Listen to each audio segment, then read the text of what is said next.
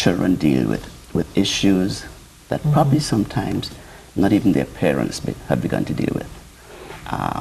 And we find that today that even on all levels, I see young people, and they're dealing with issues around the family life, their own relationships with their peers, their relationships with their boyfriends or girlfriends that they may have, and along with the pressures of school and peer pressures. All these things make a young person, a teenager, see the world as a very challenging place to live in. Yes, and I think that is something we don't really realize as adults. And it's not just teenagers that we're talking about, it's also younger children as well.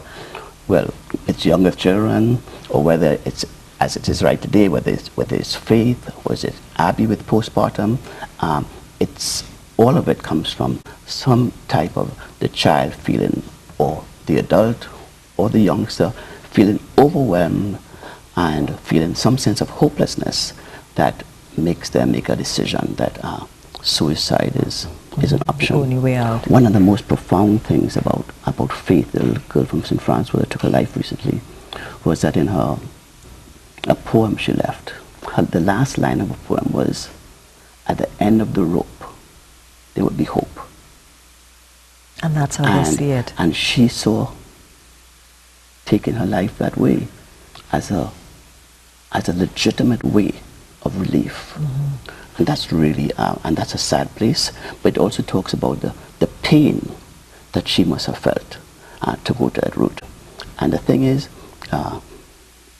she's not alone.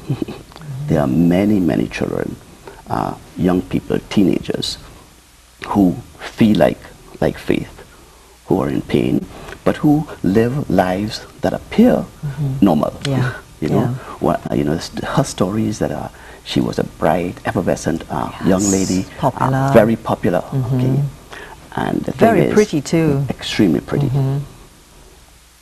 Suicide reaches them too. Okay, so, and as we think about those who commit suicide, we also have to think about what a difficult time this is for the people who love those people. How difficult it must be for the parents, for her friends.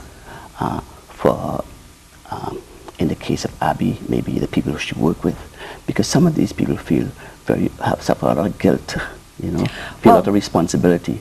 That's the thing. How do we recognize signs? There have to be signs. How do we recognize them? Are they sometimes visible, not, or little things? How do we see them? First of all, the signs are very complex, and I tell people, the signs are as varied as there are signs. And what you have to look for is really in every person, what's the change in behavior? Okay, because so there are typical things about the child feeling withdrawn, but in some cases, the child, I remember in one instance, and this was a psychiatrist friend of mine, he was talking on the table, and his daughter gave one of his other daughters a watch she had, and he told his wife, "Oh, that's a very nice gesture." She went inside and she took her life. Wow. So there are things that if you're really astute, you can pick up, but at the time, especially if it's things that are close to you, okay, that you may not see in what appears to be an apparently very normal, healthy person. One of the things we know about Faith was that she hugged people in her first day of school, but was telling them goodbye. Goodbye. Yes. Now, what's the answer? Is the answer put in more psychologists in schools?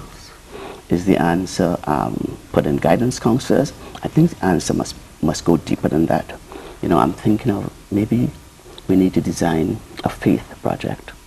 And in a faith project, you would have, and faith as a symbolism for Faith who took her life, would be, how do I get students in schools to become more emotionally intelligent so that they are more aware of how they feel, they're more aware of the feelings of other people around them, and to be able to respond at that level.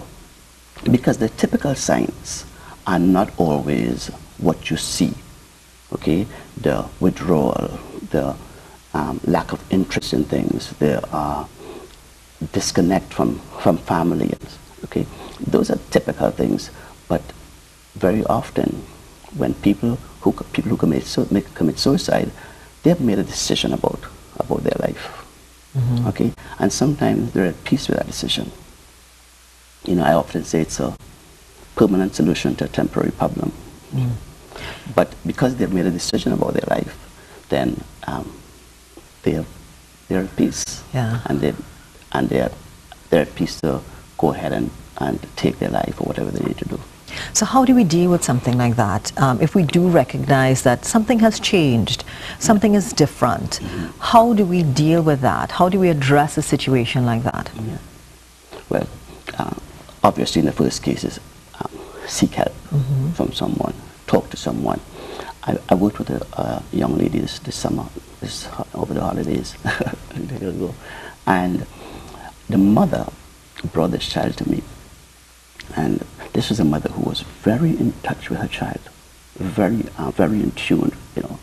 And as I saw the young person, she was able to tell me, yes, I thought about suicide. I've thought about cutting myself. This is a child saying this? Yeah, as a child, 13 years. It's a child. Okay, yes. And cutting yourself is a serious sign. Okay, it means that the pain on the outside is easier than the pain on the inside. Okay, but the mother was aware and in touch with her child enough to say, hey, that child needs to get help. And we talked to her, and I think she's a much better place now.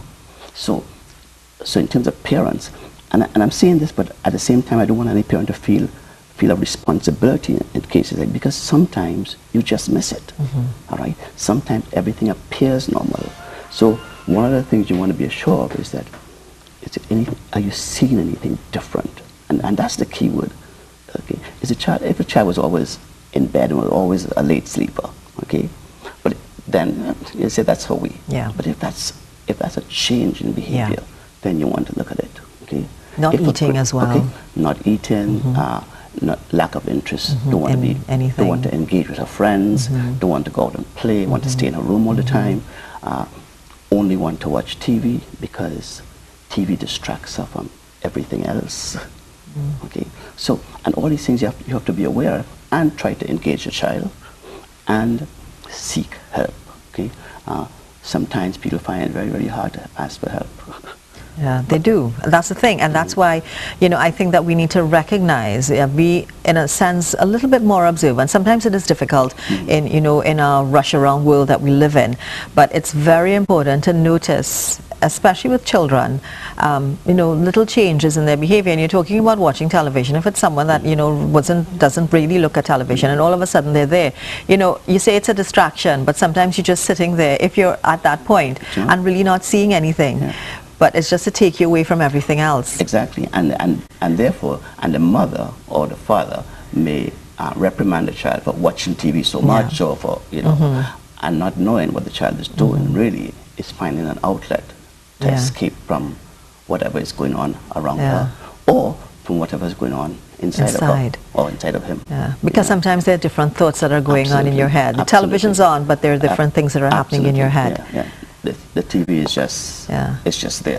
Yeah. Sometimes they're there, and if you ask them what you're looking at, and they may tell you, I don't even know. I'm just watching, because their minds are just all over the place with it. But something like this, it's sort of taboo still, I think, in Trinidad and Tobago, unfortunately. It's seen as something, as a sort of a sickness that you really don't want people to know about. So when you recognize something like this, how do you get parents, how do you get people to say, listen, this is something that you need help for? How do you get them to understand that? I think that's one of the most difficult things. So this is one of the things where I've had an issue with Hanif just now, okay? In that the same media you need to highlight these things, the same media you need as we're doing right now to talk about it and bring it to people's attention, okay? So that whether you're talking about the young man at St. George's College, or the young man at St. Mary's College a couple of years ago, okay, whatever it might be, it's about how do you, at the end of the day, how do we become responsive? How do we really begin to listen to people, okay, and really listen from a deep heart place, and trying to be supportive and get help